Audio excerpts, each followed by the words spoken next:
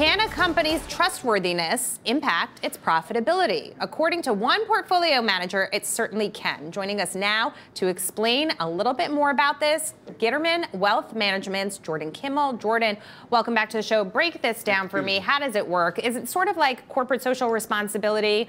If you're investing in green, makes people happy, makes them want to buy your products? Let's say what I do is way much bigger, okay? And so there's a big buzzword right now going on with ESG and environmental, social, and governance, and like, what really is it? But back in 07 and 08, before there was a buzzword on it, we saw a real breakdown in the financial markets. And what we saw taking place was people saying, there's a breakdown in trust. We need more corporate governance. I said, I agree with that. It's a breakdown in trust. We need more transparency. And I agreed with that too.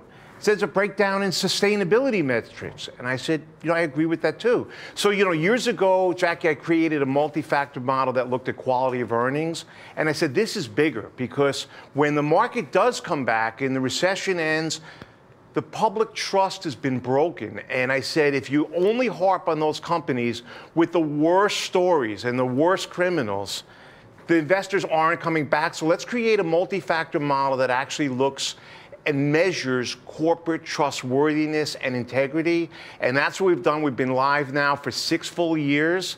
And I think it's the most exciting thing, frankly, I've ever done. Okay, so can you give me some examples of where you found transparency in a company specifically really helped its view with investors? Well, let's take a look. One of the real companies that led the whole mission really was Starbucks. And people said, this is insane. You can't charge people more than $1 for a cup of coffee. And they said, you know what? We can. We believe that people care where beans are sourced.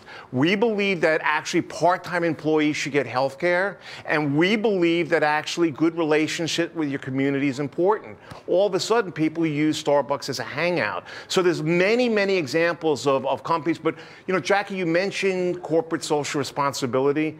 What FACTS is all about, it's an acronym. You can't just bolt on a program and say, we're doing something with water, that's cool. We're doing something with the community, that's cool. People want to know more, and as a portfolio manager, I want to know the most I can about a company. ESG is one thing, FACTS is another lens of it, where we look at all these different factors that get measured. So it's not my opinion. This is really hard quantitative data. And it also sounds like to me that you're saying, especially with the Starbucks example, that it needs to be part of the culture of the company. It needs to be woven into the fabric. It can't just be a one-off. Oh, here, see, look, we're doing something. That's the biggest point of all. And what happens is when it comes from management and it's embedded, trustworthiness and integrity is embedded, funny thing is they make good ESG decisions. So we built this model many years ago. What was interesting about a year ago is what came into focus was board membership and independence of board and women on board. And even though we didn't originally build the factors into the model, it turns out in our portfolio, most of the companies already have 25% women on board because they actually have a certain way of doing business. And Jordan, it's your FACTS model that actually, for managed accounts, that holds these companies. Can you give me any sense of how much better percentage-wise certain kinds of companies that follow this structure do compared to their peers that don't? Well, and also, not only do they do better in the stock market itself, they're more sustainable. So one of the big pushbacks I get is, didn't this company do this or didn't this company do that? And, realistically, there's no perfect person. There's no perfect company. So this is on the bell curve, and it's the tip of the bell curve. So what we've seen is companies that have had a oops or something go wrong.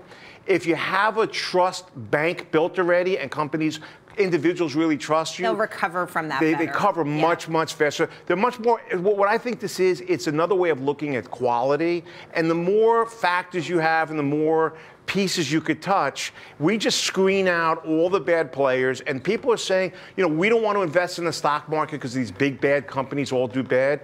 That's not necessarily true. It's absolutely not the case. You can't paint the market with a broad brush like that. But why not invest in the actual best, the highest quality, the most trustworthy? We only hold 25 companies. In an environment, by the way, I have to add, that's moved all towards ETFs.